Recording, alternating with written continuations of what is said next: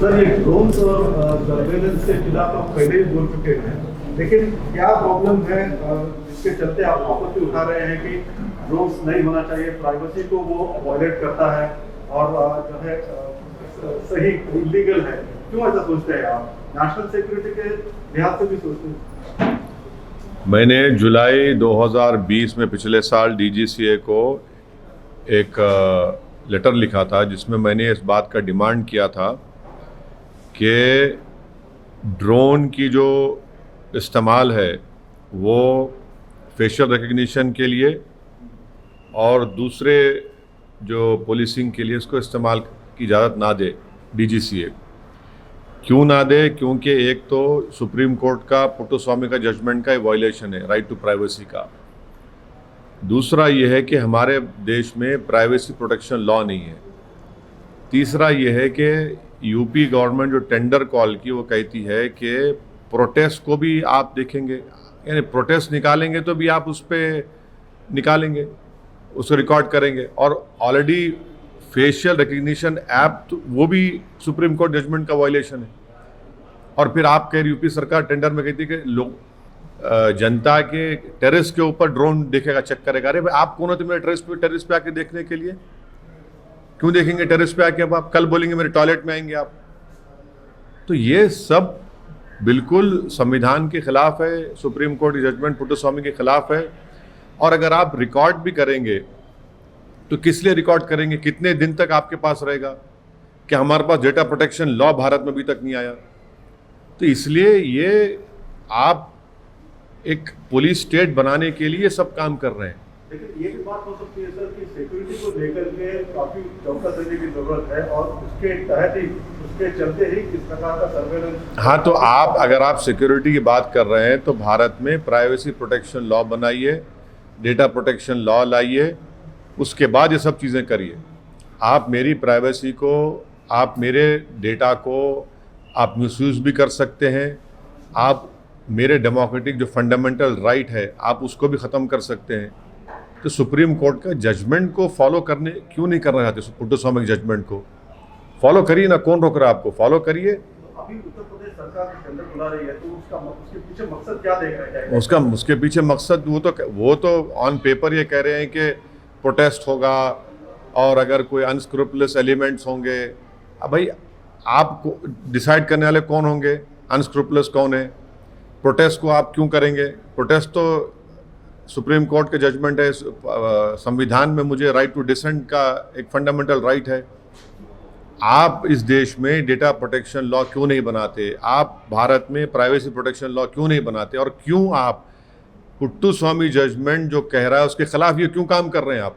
Protest में देखें ना सर, 26 जनवरी को सीधा ऊपर चढ़ जाते हैं, फ्लैग को नीचे लाया जाता है और जिस प्रकार से वहाँ पे कहाँ दिल्ली में हुआ था। क्या हुआ?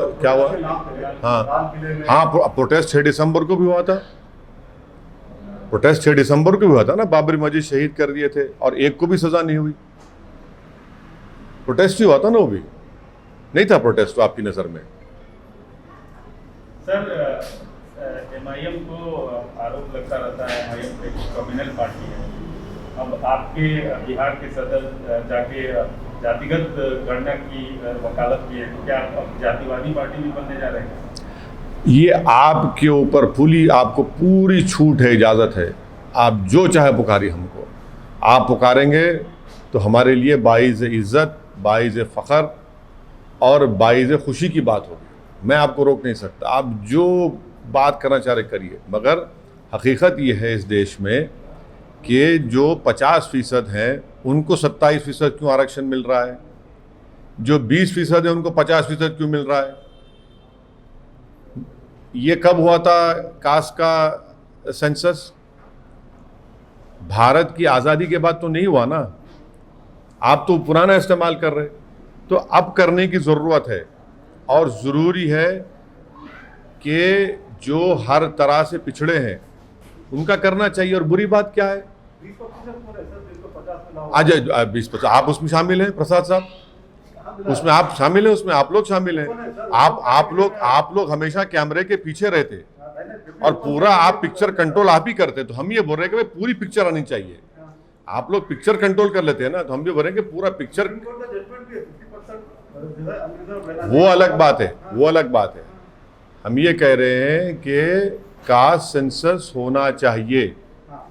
ये हर पॉलिटिकल पार्टी कह रही है। तो उससे और क्या फायदा सुनिए होगा? सुनिए, और मोदी जी अपने आप को ओबीसी लीडर कहते हैं, तो उनको हम पार्लियामेंट में भी मैंने कहा था कि मोदी जी जब प्यार किया तो डरना क्या। आप जो है 50% का ये जो सुप्रीम कोर्ट का है, आपको पार्लियामेंट को पावर है संविधान से, आप लॉ बनाइए और तोड़ जाइए 50% को, डरते क्यों हैं। आखिरी बात, ओबीसी का सब कैटेगराइजेशन होना जरूरी है। जो रोहिणी कमीशन बनाया गया है, मोदी जी उसकी रिपोर्ट भी जनता को नहीं देते। सब कैटेगराइजेशन जरूरी है। अगर कास्ट सेंसस होना चाहिए तो फिर आप सीए के लिए अगेंस्ट में क्यों खड़े हैं? कास्ट सेंसस के से सीए से क्या ताल्लुक मैडम। कास्ट तो रियलिटी है, और वो कास्ट का अपलिफ्टमेंट, कास्ट का एम्पावरमेंट, और कास्ट जो कास्ट है उनका कितना नंबर है वो तो मालूम होना चाहिए ना। अगर देश में मालूम नहीं होगा तो पॉलिसी कैसे बनाएंगे। अगर मैं बीमार हूँ तो मर्ज का तो मालूम होना पड़ेगा, तभी तो दवा लगेगी। तो वही हम कह रहे हैं कि आप कास्ट सेंसस कराइए, और कराने के बाद आपको हाल हकीकत मालूम हो जाएगा, कौन पिछड़ा है, कौन आगे है, कौन कितना दूर है, कौन कहाँ बैठा है। ये डरते क्यों है बीजेपी सरकार कास्ट सेंसस कराने के लिए। ओके, सर अफगानिस्तान को लेकर आपने पहले भी कहा था कि तालिबान से बात करनी चाहिए, लेकिन हकीकत ये है कि भारत के लिए तालिबान बहुत ही जो है एक खराब बात है या फिर डेंजरस थिंग है, तो उनसे बात क्यों की जाए। और मौजूदा हालात में जिस प्रकार से अभी ऑन पार्टी मीटिंग भी बुलाई गई है, अब मुझे अभी तक मोदी सरकार की तरफ से ऑल पार्टी मीटिंग का इनविटेशन अभी तक नहीं मिला है। मुझे नहीं मालूम कि वो भिजाएंगे नहीं भिजाएंगे, क्योंकि जब चाइना के ऊपर, जब चाइना हमारे भारत की टेरिटरी में जब घुस गया था, और आज भी घुस के बैठा हुआ है, जब प्रधानमंत्री ने ऑल पार्टी मीटिंग बुलाई ऑनलाइन, तो प्रधानमंत्री ने ऑनलाइन में भी हमको दावत नहीं दी, बुलाया नहीं। अब ये नहीं मालूम कि इस ऑल पार्टी मीटिंग में जो फॉरेन मिनिस्टर ब्रीफ करेंगे अफ़गानिस्तान के ऊपर, उसमें हमको बुलाएंगे नहीं बुलाएंगे। मगर हम तो आपके ज़रिए से प्रधानमंत्री से ये बोलना चाहेंगे कि हमको भी बुलाइए, हमको भी बुलाइए। चाय की ज़रूरत नहीं है, मगर हम सुनना चाह रहे हैं कि भारत सरकार की क्या पॉलिसी है अफ़गानिस्तान के ऊपर। क्योंकि मैंने पार्लियामेंट में 4 मरतबा पिछले 7.5-8 साल में इस मसले को बार बार उठाया है, और वो ऑन रिकॉर्ड पर है। हम ये पूछना चाह रहे हैं कि भाई आपकी पॉलिसी क्या है अफ़गानिस्तान के ऊपर। तो हम उम्मीद करते हैं कि government of India AIMIM party को भी इस ऑल पार्टी मीटिंग में इनवाइट करेगी। तालिबान को लेकर के आपका क्या रवैया है सर? अरे मैं आपसे कह रहा हूँ ना भाई, सुनिए प्रसाद साहब, जैसे कि जैसे मोहम्मद है, ISI है, सभी लोग सक्रिय हो जाएंगे और अपने लिए काफी खतरनाक। प्रसाद साहब, आप तो मेरे मुंह के अल्फाज छीन लिए। यही तो हम सुनना चाह रहे प्रधानमंत्री से, यही तो मोदी सरकार को बोलना पड़ेगा कि बीजेपी की गवर्नमेंट भारत में है, उनकी पॉलिसी क्या है इसके ऊपर, वो बताए ना। वही नहीं पूछना चाह रहे। भारत का प्रधानमंत्री तो मैं नहीं हूं ना। ये सवाल आपका बहुत सही है, ये भारत के प्रधानमंत्री, उनके सरकार को ये सवाल का जवाब देना पड़ेगा। आपके सवाल बड़े बुनियादी हैं। नहीं, अरे भाई मैं प्रधानमंत्री तो मैं नहीं हूं ना। अरे देखिए, तालिबान के बारे में बोलिए कि वो टेररिस्ट ऑर्गेनाइजेशन है या नहीं। भारत सरकार की पॉलिसी क्या हम सुनना चाह रहे हैं। जहां तक तालिबान के लीडरशिप जो है, उसमें से जो टॉप 10 में से कई लोगों को यूनाइटेड नेशन ने अपने रेजोल्यूशन से उनको टेररिस्ट करार दिया है। अब उनको डिडेजिग्नेट करना पड़ेगा। तो भारत सरकार अगर आएगा तो करेगी नहीं करेगी, मेरा सवाल आपसे, क्योंकि आप मोदी सरकार की तर्जुमानी कर रहे हैं। अरे बात तो सही है ना प्रसाद साहब, आप जब कह रहे हैं तो हम तो वही पूछना चाह रहे हैं। ये तालिबान के कई लीडर्स जो है उनके ऊपर यूनाइटेड नेशन के सैंक्शंस है, उनको डिडेजिग्नेट करना पड़ेगा। तो क्या चीन करेगा? भारत तो सिक्योरिटी काउंसिल का भी फिल वक्त चेयरमैन है। और फिर सुनिए, दोहा में हमने उनसे एक हेलो हाय किया, पूरी तरह नहीं किया। 2020 में हमने एक अनऑफिशियल एजेंसी से उनसे बातचीत की। यही तो हम जानना चाह रहे कि आपकी क्या पॉलिसी है। प्रधानमंत्री ने, सुनिए, प्रधानमंत्री ने काबुल जाकर आपके चैनल पर दिखाया गया कि गनी के साथ आपने पार्लियामेंट का उद्घाटन किया और भारत के प्रधानमंत्री ने स्पीच भी दी। वो पार्लियामेंट में अब क्या होगा? 700 करोड़ की पार्लियामेंट है। $3 बिलियन का इन्वेस्टमेंट हमने रिकंस्ट्रक्शन में किया अफगानिस्तान में। वो $3 बिलियन का क्या है? क्या हुआ? क्या देश जानना नहीं चाहेगा? सलामा डैम हमने बनाया, वहाँ के बच्चों को स्कॉलरशिप दी, छाबार पोर्ट का मामला है। ये तो सब सुनना पड़ेगा ना, उनसे ही सुनेंगे। लेकिन आप मेंबर ऑफ पार्लियामेंट है, आप भी इसके ऊपर राय रखते हैं। हाँ, बोल दिया ना, मेरी राय बोल दिया हूँ मैं आपको। नहीं, आपकी राय बोलिए। क्या अपनी राय, अपनी आप क्या चाहते हैं? असदुद्दीन ओवैसी ही था जिसने 2013 से ये कह रहा था ये बात को। आप लोग सुनने तैयार ही नहीं थे। आप लोग आप लोग इतने विज्ञान है, इतने आप लोग विजडम आप में कि आप सुनने तैयार नहीं थे। आप तो हंसी उड़ाते थे, आप तो मजाक उड़ाते थे मेरा पार्लियामेंट में, आप तो मुझे गाली देते थे। अब देखिए, अब इसका कौन जवाब देगा? अच्छा, मोदी जी इतना अमेरिका के करीब हो गए थे, वही अमेरिका सब बंद बना के भाग गया। हमारे 4 कॉन्सुलेट थे, क्यों बंद हो गए बताइए? एक एम्बेसी के साथ कौन जिम्मेदार है उसका? क्यों नहीं हमने जाने से पहले एयरपोर्ट में एक रूम क्यों नहीं लिया हमने, जो दूसरे सरकारें कर रही हैं? यही तो सवालात हैं जिसका जवाब हम चाहते हैं प्रधानमंत्री से। वो प्रधानमंत्री है ना, उनको बताना पड़ेगा देश को कि $3 बिलियन भारत का पैसा वहां पर सर्व करने के बाद ये सब क्या हुआ। आप कह रहे हैं कि आपने पहले सरकार को बताया था कि हमको बातचीत करनी चाहिए इसके नहीं, मैंने सुनिए, भारत को किस तरह से सुनिए, मैंने पार्लियामेंट में ये सवाल उठाया था कि क्या आप ये करेंगे, आपकी पॉलिसी क्या है? आपने जवाब नहीं दिया। मैंने आपको बाखबर किया, मैंने आपको कॉशन किया, तो आप सुनने तैयार नहीं थे। आज वो हकीकत बन चुकी है ना। तो इसमें आपका प्रॉब्लम क्या है आपके चैनल का, कि आप ये चाह रहे हैं कि रात के 9 बजे बैठकर ओवैसी ये वो मैं होने नहीं दूंगा। आप ये नहीं, सुनिए, आप ये पूछिए कि ओवैसी ने पार्लियामेंट में कहा था, नहीं कहा था? बताइए आपने क्या किया? ओवैसी ने कहा था कि आप क्या कर रहे हैं, आप उसका जवाब नहीं देते। ओवैसी ये बोल रहा है कि भाई $3 बिलियन आप भारत का पैसा वहां पर खर्चा किए। अब उस पार्लियामेंट में कौन बैठेगा? वो सलामा डैम का क्या होगा? वो जो बच्चों को हमने स्कॉलरशिप पे बुलाया था, ये सब क्या हुआ? इसका नतीजा क्या निकला? भारत को उनसे डरना चाहिए या फिर क्या करना चाहिए? देखिए, भारत सरकार ये बखूबी जानती है, असदुद्दीन ओवैसी भी जानता है कि जितने तालिबान के लीडर्स हैं अभी, उसमें से बहुत से ज़्यादा पर यूनाइटेड नेशन ने उनको एज अ टेररिस्ट डिक्लेयर किया है ना। तो फिर आपको ही मानना पड़ेगा, मेरे को ही मानना पड़ेगा ना, यूनाइटेड नेशन का मानना पड़ेगा। मगर हम ये पूछना चाह रहे, आपने 2020 में उनसे मुलाकात की, यही टेररिस्ट से जिसको यूनाइटेड नेशन ने किया। आपने दोहा में उनसे मुलाकात की, नहीं की? अब ये हम गवर्नमेंट ऑफ इंडिया ने दोहा में मुलाकात की ना, ये तो आप ही ने रिपोर्ट किया था। आप भूल जा रहे हैं, आपका चैनल पे आपने दिखाया था बड़ा बड़ा। हम ये सवाल तो हम पूछना चाह रहे हैं। हम तो उम्मीद करेंगे कि मोदी सरकार हमको भी दावत देगी। गो हमारे 2 MP हैं, मगर हम भी थोड़ा सुनना चाह रहे हैं। बुलाइए हमको भी पार्लियामेंट में। हाँ, बोलेंगे नहीं, हम सुनना चाह रहे भाई। वो तो ब्रीफ करेंगे। फॉरेन मिनिस्टर जयशंकर साहब जो है ब्रीफ करेंगे, सुनना चाहेंगे ना, हमको भी सुनाइए। हम भी ट्विंकल ट्विंकल लिटिल स्टार हैं। लेकिन जिस प्रकार से भारत अभी अफगानिस्तान से अपने नागरिकों को, दूसरों को लेके आ रहा है, बहुत अच्छा कर रहे हैं, क्या प्रशंसनीय, बहुत अच्छा कर रहे हैं, बहुत ज़रूरी है, वो लेके आना चाहिए उनको। मगर हम तो ये सोच रहे थे कि वहाँ पर एयरपोर्ट पे हम एक हिस्सा, एक एयरपोर्ट का, जैसा दूसरे एम्बेसीज ने एयरपोर्ट में एक रूम लेकर वहाँ पर अपना झंडा लगाया अपनी कंट्री का, हम भी लगाना चाहिए था हमको, क्योंकि एयरपोर्ट अमेरिका के कंट्रोल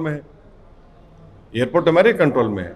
अभी भी अगर हमारे कोई नागरिक हैं तो उनको बिल्कुल निकालना चाहिए। अब एक बात आप लोग भूल रहे हैं, जिस जगह से हम यहाँ बैठकर इंटरव्यू कर रहे हैं, यहाँ का इंजीनियर को टेररिस्ट ने मार दिया था। हमारा इंजीनियर मारा गया आंध्रा का, तेलंगाना आंध्रा का, जाने दी गई हैं। तो यही तो हम सवाल पूछना चाह रहे हैं उनसे, आप जवाब ही नहीं हम सुनना चाह रहे। आप मुझे प्रधानमंत्री बना दे रहे, ये तो गलत बात है ना। मैं तो सत्ता में नहीं हूं, मेरे सवालात करना मेरा काम, मेरा डेमोक्रेटिक राइट है।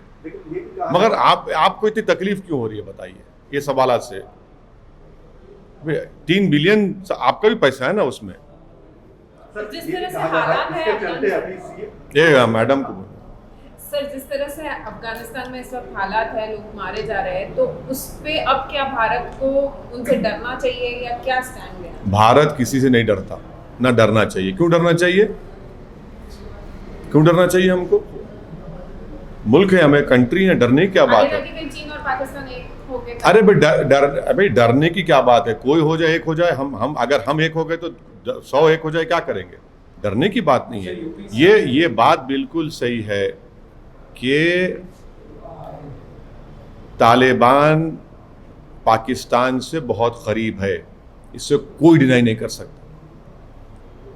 तालिबान पाकिस्तान से बहुत करीब है, कौन डिनाई करेगा इसको?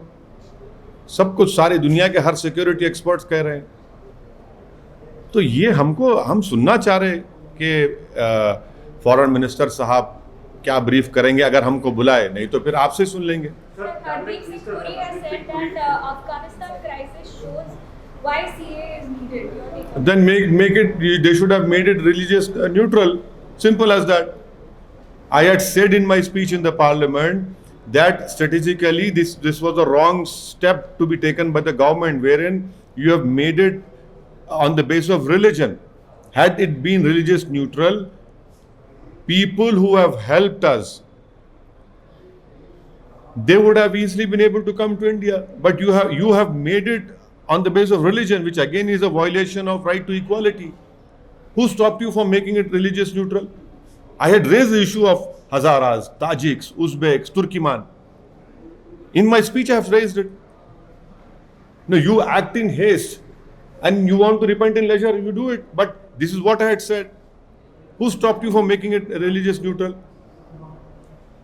So you have been telling that there must be talks between the Taliban and UPC. No, I have been saying what the government is doing based on what has been said by strategic security experts, based on my readings of eminent journalists who are